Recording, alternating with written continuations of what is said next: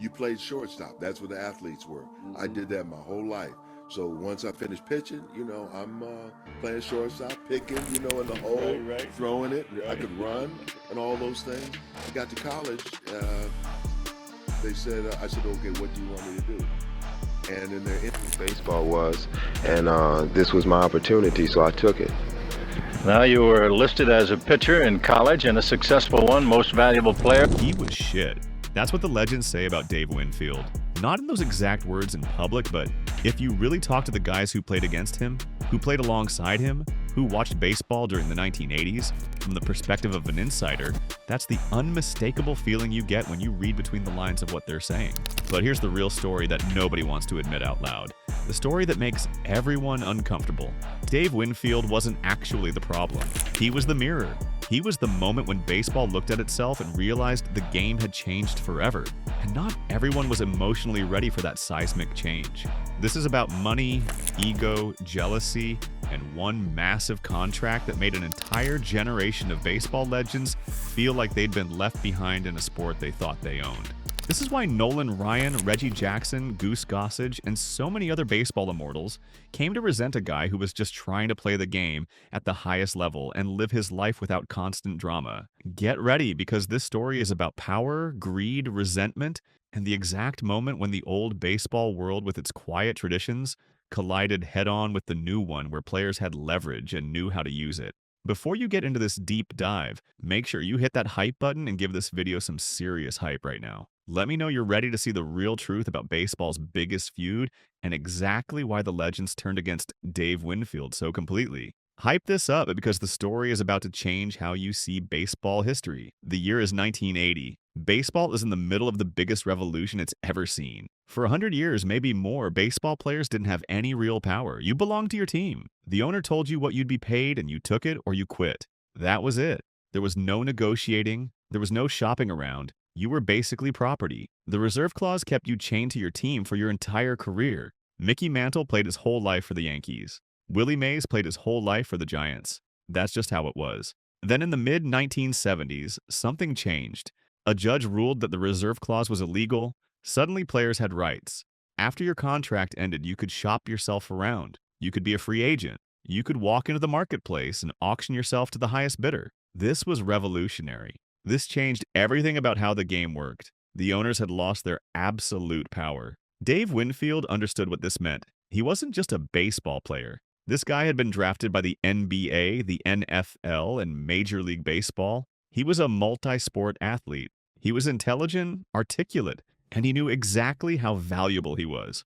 When he finished the 1980 season with the San Diego Padres, he walked into free agency with his eyes wide open. He knew he was about to make a fortune. George Steinbrenner, the owner of the New York Yankees, was panicking. The Yankees had won championships in 1977 and 1978, but then they'd fallen short. They weren't dominating anymore. Steinbrenner was obsessed with winning, and he believed that money solved every problem. He was a shipbuilder who'd made his fortune in business, and he applied that same ruthless approach to baseball. He was going to spend whatever it took to get Dave Winfield, no matter the cost. So on December 15, 1980, Winfield signed. The contract was for 10 years. Steinbrenner thought the total value was about $16 million. For context, that would have been the most money any baseball player had ever received. But there was something Steinbrenner didn't fully understand when he signed the paperwork. Winfield's agent, Al Froman, had negotiated something called a cost of living adjustment into the contract. This means that every single year, the value of the contract would automatically increase to keep pace with inflation. Steinbrenner didn't do the math. He didn't sit down and calculate what that would add up to over 10 years. When the deal was finally analyzed and the numbers were run, the total value had ballooned to $23 million. This is where everything started to fall apart. This is where the resentment was born. In 1980, a high-paid superstar in Major League Baseball made maybe $500,000 a year. On a really good year, maybe $800,000. That was considered astronomical. Most players made far less. Winfield had locked himself into a deal that would eventually pay him more than triple what the best players in the game were making. He became the $23 million man. Every strikeout, every failure, every missed opportunity got measured against that astronomical paycheck. The reaction was immediate and visceral. Other players looked at what Winfield had secured and felt like they had been completely cheated out of proper compensation. Veterans who'd already proved themselves over many seasons of excellence, who'd delivered championships, who'd performed at an elite level for years, suddenly felt invisible and undervalued. The entire market had been reset by this one contract. His deal became a catalyst for labor turmoil throughout the entire sport for years to come. Owners got so scared by what Winfield had accomplished that they started secretly colluding against free agents, making illegal agreements to stop bidding on players and artificially keep salaries down. They literally conspired to stop competing for talent to suppress what they'd have to pay. Winfield became a symbol. To the players' union, he was a hero. He'd broken through the ceiling. To the old school players and the owners, he was a threat. He represented everything wrong with the new baseball era. He was too rich to be one of the guys in the clubhouse, but he wasn't one of the boss's guys either. He existed alone, isolated by his own money. Steinbrenner knew this. He understood that he could exploit that isolation. He could use Winfield's outsider status to turn the entire organization against him. That was part of Steinbrenner's genius, if you can call it that. He was a manipulator of the highest order. He understood psychology. He understood how to create factions and turn teammates against each other. He'd been doing it for years with different players, but Winfield was the perfect target because of the money. Everyone could point to the contract and feel justified in their resentment. Reggie Jackson was on the Yankees when Winfield arrived. Number one, Reggie Jackson was the undisputed king of New York, and maybe the entire sport at that moment. This was a man who'd hit 3 home runs on 3 consecutive pitches in Game 6 of the 1977 World Series. He'd won championships multiple times. He'd earned his status through years of excellence and clutch performances. He'd even helped personally recruit Dave Winfield to New York, thinking that bringing in another superstar would take some pressure off him and help the Yankees win even more rings in the future. But Reggie made a catastrophic miscalculation about his own power and value. He thought Winfield would be the supporting player to his lead role. He thought Winfield would be like Scottie Pippen to his Michael Jordan. He thought he'd remain the alpha dog, the franchise player, the face of the organization. That's not what happened at all. When Winfield signed his $23 million deal, Reggie watched his own financial situation and relevance become suddenly irrelevant to management. Reggie was entering the final year of his own contract with the team. He'd been the franchise player for years. He'd delivered championships. He'd been the biggest star. And now all the money was going to this new guy. Reggie's resentment became personal. He wasn't just competing on the field anymore. He was competing for money, for status, for respect.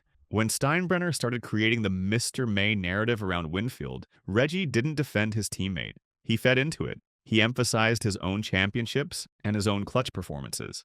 The worse Winfield looked, the better Reggie's own legacy became by comparison. The 1981 World Series was the moment everything crystallized. The Yankees faced the Los Angeles Dodgers. This was Winfield's chance to prove he belonged, to prove he was worth every penny of that contract. Instead, he had one of the worst postseason performances of his entire career. He batted 1 for 22. That's a batting average of .045. He looked helpless. He looked broken by the pressure. Reggie watched this happen, and in his mind, it confirmed everything. The Mr. May label, which Steinbrenner had created as a weapon, suddenly felt true. It said that Winfield was a guy who piled up meaningless statistics in May and disappeared in October when it mattered. That 1 for 22 performance locked it in. It didn't matter what Winfield did for the rest of his career. That image stuck. For Reggie, this was vindication. He'd already won championships.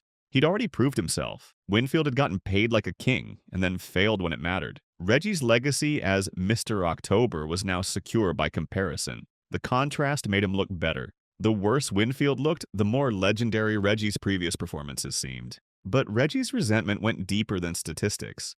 It was territorial. Reggie had been the king of New York. Winfield was the usurper. Not because Winfield had fought for the crown, but because the owner had handed it to him. The money made Winfield seem like the franchise player. That hurt Reggie more than losing a World Series ever could. Number 2, Goose Gossage was a different kind of legend. He was a relief pitcher with a blazing fastball and a rebellious streak that defined him. Gossage hated authority. His hatred for George Steinbrenner was legendary. When Steinbrenner told Gossage to cut his beard, Gossage grew a deliberately ridiculous mustache as a middle finger to the owner. He called Steinbrenner the fat man right to his face. Gossage didn't care what the boss thought. He played to win, and he hated anyone or anything that distracted from that mission. When Winfield arrived in New York with all his money and his corporate image and his carefully managed brand, Gossage saw it as everything wrong with modern baseball. Winfield spoke well. He dressed well. He had a foundation. He managed his image like a business professional. Gossage just wanted to throw a baseball as hard as he could and win. All the corporate stuff made him want to throw up. The cultural clash was real. Winfield represented the gentrification of baseball. He was the first player Gossage saw who brought business into the clubhouse the way a corporation would. Gossage viewed Winfield's contract drama and his foundation work not as noble but as noise. It distracted from the only thing that mattered, winning games. When Steinbrenner was fighting with Winfield in the newspapers every single day, Gossage saw it as chaos. He didn't see it as standing up to an owner. He saw it as distraction. To Gossage, diplomacy looked like weakness. Winfield was diplomatic. He was trying to navigate the Steinbrenner minefield carefully. That looked soft to a firebrand like Gossage. A real man, in Gossage's view, would just punch back. He'd throw harder. He'd dominate through sheer willpower. Winfield's visible frustration with Steinbrenner seemed like complaining. It seemed like weakness. Number 3, Don Baylor, was brought in for a very specific reason. The Yankees of the 1980s were absolutely loaded with talent. They had Rickey Henderson, one of the greatest leadoff hitters who ever lived. They had Dave Mattingly. They had Winfield. They should have dominated the league, but they didn't. They couldn't get back to the World Series. And the reason everyone gave was chemistry. The team was broken. The locker room was fractured. Don Baylor was brought in to be the leader. He was supposed to hold the team together. He was supposed to be the guy everyone looked to when things got tough. But by bringing in Baylor specifically to lead, the Yankees were basically admitting something publicly. Your highest paid player, the guy making $23 million, the guy supposed to be the franchise player, he's not leading this team. He's not carrying that emotional weight. The legends noticed. They saw a team so desperate for leadership that they had to import a captain. That said everything about Winfield. He was respected for his talent. Nobody questioned whether he could hit or field or run. But he wasn't followed. He wasn't leading men into battle. He was just a really talented guy who couldn't carry a team. Number 4, Rickey Henderson, was another massive ego in that clubhouse. Rickey was the greatest leadoff hitter ever to play the game. He had immense talent and an even bigger personality. He referred to himself in the third person. He was known for his me-first attitude. With Winfield also being accused of playing for individual statistics, the team didn't have a selfless core. They didn't have a guy who was willing to sacrifice for the group. This fed into the narrative about Winfield. In the clubhouse with Henderson and all these other massive egos, Winfield wasn't the guy leading by example. He wasn't the guy who'd take one for the team. He wasn't the guy who'd be remembered for putting the group first. He was respected as a talent. But the other legends didn't follow him because he wasn't making them better. He was just competing alongside them. Number 5, Nolan Ryan was the archetype of the baseball purist. Ryan played for 27 seasons in the major leagues. He threw 7 no-hitters. He pitched 250 innings in a season regularly. He played for teams that didn't give him much support. He played on mediocre teams where he got little run support and even less credit. He played because he loved baseball itself, not because he was chasing money. Dave Winfield represented everything Ryan was not. Winfield was the professional with a capital P. He was a multi-sport athlete who probably chose baseball because it offered the best salary, not because it was his singular obsession from birth. Ryan was obsessed from the beginning. Baseball was his only love. For Ryan, money was secondary. For Winfield, money was the whole point. The hate that legends like Ryan articulated, even if they never said it directly in interviews or public statements, centered on a fundamental question of commitment and dedication. These guys believed deeply that the exploding salaries of the 1980s, led by Winfield's contract, had fundamentally ruined baseball and corrupted what made it beautiful. Money had made players soft in their view. It had made them prioritize their contracts and financial negotiations over the pride of wearing the uniform and representing their team with honor. It had made them think like businessmen and corporate executives instead of warriors fighting for glory and competition. Ryan was absolutely famous for his toughness and his mental fortitude. He pitched with blood on his jersey. He once put a young batter named Robin Ventura in a headlock at home plate during a game. He was pure competition itself, distilled into human form. He likely saw Winfield's public battles with George Steinbrenner not as a noble and courageous stand for player rights and labor justice, but as simple whining and complaining. A real champion, in Ryan's view, would ignore the owner completely and just dominate through talent. He'd shut out all the noise and the chaos and just perform. He'd play the game the way it was meant to be played before money and lawyers got involved. The hard-nosed legends perceived Winfield as soft, not because he lacked talent, but because Winfield allowed Steinbrenner to get inside his head. A true legend would have ignored the Mr. May label and just destroyed everyone. A true legend wouldn't have engaged with the drama. He'd have risen above it through pure dominance. Winfield's visible frustration, his failure in 1981, his engagement with the media circus all made him appear weak to granite-chinned icons like Ryan. But here's what those legends might not have fully understood at the time, what they were missing in their analysis. While they were judging Winfield for being soft and weak, he was actually doing something genuinely remarkable and almost impossible. He was hitting .280 and driving in 100 runs every single year while his own owner was actively and systematically trying to destroy him professionally and personally. His own owner was literally paying a gambler money to dig up dirt on his charitable foundation. Steinbrenner was creating chaos constantly and leaking negative stories to the press and questioning his toughness in the newspapers every single day. Despite all of this, Winfield just kept showing up and kept playing at an elite level. Think about what that actually means. The owner is against you. The media is against you. Your own teammates aren't fully supporting you. The entire narrative is stacked against you. You're playing in the biggest market in America with intense scrutiny, and you're still producing Hall of Fame caliber numbers. That's mental toughness on a level that maybe even transcends what Ryan was doing. Ryan played on mediocre teams with little expectation, playing for the love of the game. Winfield played on championship caliber teams with astronomical expectations, with his owner actively undermining him. Which situation requires more toughness? Which player showed more resilience? In 1990, things reached rock bottom. Steinbrenner was so desperate to get out of the Winfield contract that he paid a gambler named Howard Spira $40,000 to find dirt on the Dave Winfield Foundation. This was the original sin of baseball coming back. Gambling had destroyed the sport before in the Black Sox scandal. Now the owner of the New York Yankees was conspiring with a gambler to blackmail his own player. The commissioner eventually banned Steinbrenner from baseball for 2 years. It was the lowest point of the entire saga. But even though Steinbrenner was clearly the villain, the scandal stuck to Winfield. The whole situation became surrounded by an aura of seediness and litigation. For purists like Ryan, who worshipped honor and competition and integrity, the entire affair was repulsive. It turned the pinstripes of the Yankees into tabloid material. But Winfield survived it all. He played through all the chaos and drama and the constant undermining. He produced Hall of Fame quality numbers despite the chaos surrounding him constantly. Then something remarkable happened that changed everything about the narrative. In 1992, at 40 years old when most players are long retired, Dave Winfield found himself back in the World Series. This time he was with the Toronto Blue Jays, not the New York Yankees. This was his redemption moment. This was his chance to erase the Mr. May label forever and prove to everyone that he was a winner and a clutch player. Game 6 of the World Series went into extra innings. The score was tied. Everything was literally on the line. The pressure was absolutely immense. The entire World Series was being decided in this moment. Dave Winfield, at 40 years old, in a situation where so many younger players would have been pressing and struggling, stepped up to the plate with ice in his veins and hit a 2-run double that won the World Series for Toronto. He did it. He was finally a champion. He proved definitively that the Mr. May label was completely false and unfair. He proved that he could absolutely come through in the biggest moment when it mattered the absolute most. That moment forced some of the legends to recalibrate. Maybe Winfield wasn't a choker.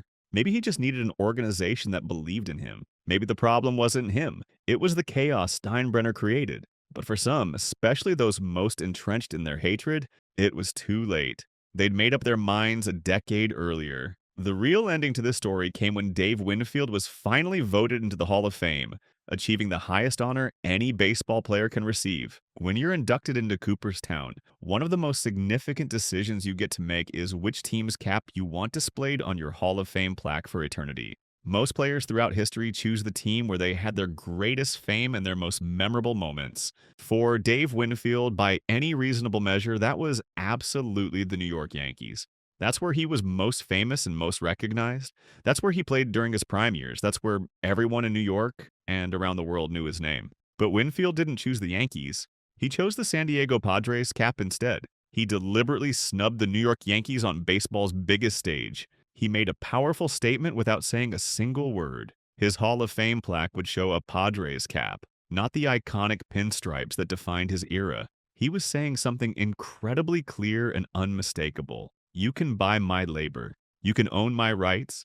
You can control how I spend my working years, but you cannot buy my legacy. You can't own me as a person. You can't control my story or how history remembers me. You can't claim me in eternity. That decision likely gave some legends pause. Even guys like Ryan, who'd snubbed his own team by going into the Hall in a Rangers cap, probably understood what Winfield was doing. It was a man standing on principle. It was a player refusing to let an owner define his legacy. In a weird way, it was the most old-school, purist move Winfield could have made. It proved he had values beyond money. So why did the legends really hate Dave Winfield in the way they did? The answer isn't simple or straightforward. It wasn't just about personality conflicts or individual disagreements. It wasn't just about the 1981 World Series failure. It was fundamentally structural and systemic. First, there was economic resentment. Winfield broke the salary scale that had existed for decades. He got $23 million when other guys who'd already proved themselves for years were making a fraction of that amount. Veterans who'd played for very modest salaries their entire careers resented his massive windfall, especially because it came through a technical loophole of cost of living adjustment rather than through pure on-field dominance and performance. Second, there was competitive disdain based on performance. The Mr. May narrative stuck like glue to his name. That 1-for-22 performance in the 1981 World Series was a scarlet letter that defined his Yankees tenure. In a circle of legends defined by their championship rings, by their clutch moments in October, Winfield was the odd man out for years. He looked like a complete failure when it mattered most, and that image superseded his regular season excellence. Third, there was the constant distraction factor that wore everyone down. The perpetual Steinbrenner-Winfield feud turned the Yankees organization into a tabloid soap opera. Gamers like Gossage and Ryan absolutely hated distraction and wanted to maintain focus. They wanted to come to the ballpark, play baseball, and go home to their families. They didn't want to deal with owner drama and litigation and newspapers constantly writing about contract disputes and power struggles. But at the deepest level, the legends hated Winfield because he represented the end of their era. The old guard played for love of the game and a modest paycheck. They played because they were obsessed. The new guard played to maximize value and exercise power. Winfield understood leverage. He understood his market value. He hired an agent who negotiated aggressively. He didn't bow to owners the way previous generations had. The legends resented this. They felt like they'd left money on the table their entire careers because they didn't have agents like Al Froman. They felt like they'd been naive and had been taken advantage of by owners. And they blamed Winfield for changing the game in a way that benefited him, but in their minds somehow hurt them. The irony is that Winfield's actions eventually benefited all players. He expanded what was possible. He showed that players could negotiate, could fight back, could use leverage to get what they deserved. Future generations of players owe Dave Winfield a debt of gratitude. Because of what he did, because of the contract he signed and the stands he took, every player who came after him benefited. They made more money. They had more power. They had more control over their careers. But that doesn't mean the legends who preceded him had to be happy about it. They resented him for being the pioneer who showed what was possible. That's human nature. People often resent those who break the old rules, even when those broken rules benefited them unfairly. Winfield was the bridge between the old baseball and the new baseball, and that made him a target. He was the first to really exercise the power that free agency gave him, and it made him unpopular with the old guard. That's the real story of the resentment. There was also the Seagull incident. In August 1983 in Toronto, Winfield threw a warm-up ball that accidentally struck and killed a seagull. He was arrested and charged with cruelty to animals. It was absurd. It was one of the most ridiculous things that had happened in baseball history. But it added to the image that drama followed Winfield everywhere he went, that he was some kind of magnet for controversy and chaos. To his detractors, it was just another example of how Winfield couldn't just play a game without creating an international incident. He couldn't just be a baseball player. He had to be controversial. Even when he wasn't trying to cause problems, they seemed to find him.